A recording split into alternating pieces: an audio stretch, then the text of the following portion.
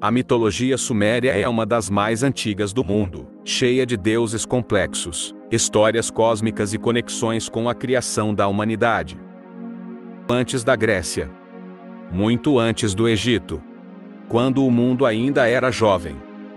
E as estrelas eram vistas como os olhos dos deuses. Uma civilização ergueu templos colossais no meio do deserto, alinhados com os astros e gravados com símbolos que sobreviveram ao tempo. Essa civilização era a Suméria, e segundo seus registros, o mundo não foi por acaso. Ele foi organizado, dividido, moldado, por seres que vinham do céu. Os Anunnaki, o nome deles carrega um peso antigo. Anunnaki, os descendentes de En. O próprio An era o Deus supremo do céu, tão distante quanto as estrelas, tão silencioso quanto o firmamento noturno. Dele nasceram os deuses mais poderosos, e com eles, vieram as forças que movem o mundo. Enlil, o Senhor do Ar, era o braço da ordem. Seu comando separou céu e terra, e ele passou a governar os homens. Enki, seu irmão, era o deus das águas subterrâneas, da magia e da sabedoria. Enquanto Enlil impunha regras, Enki quebrava algumas, protegendo os humanos, ensinando-lhes a arte,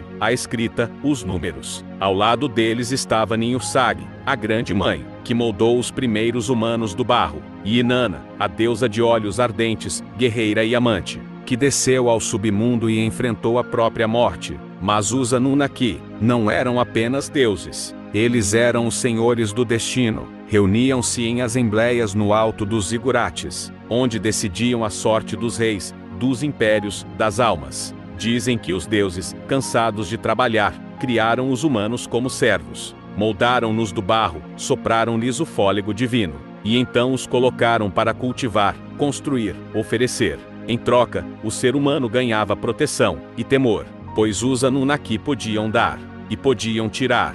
Não havia céu sem En, não havia ordem sem Enlil, não havia sabedoria sem Enki, e não havia vida sem o sopro dos deuses. Mas os Anunnaki também podiam punir. Em textos antigos, há menção a um grande dilúvio, uma inundação que quase apagou a humanidade. Foi Enki quem, em segredo, avisou um homem, Ziusudra, para construir um barco, um eco ancestral da história de Noé, contada milhares de anos antes. Há diversos textos religiosos e mitológicos, que podem ser interpretados como registros das ações e decisões dos deuses, em relação aos humanos, suas leis, e como as divindades interagiam com a humanidade.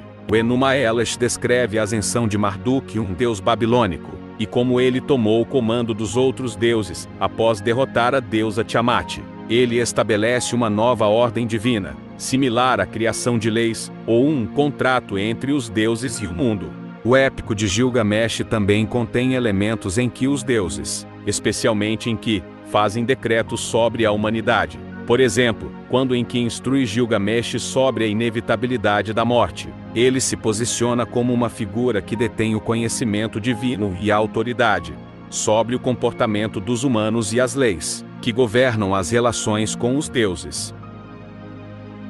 Esses escritos podem ser considerados testamentos, no sentido de que representam uma decisão divina sobre como a humanidade deveria se comportar para manter o favor dos deuses. Hoje, tudo o que resta dos Anunnaki são tabuletas quebradas, textos gravados em argila, sons de uma língua extinta. Mas em cada mito, em cada símbolo, ainda ecoa o sussurro desses deuses que governaram o destino dos homens.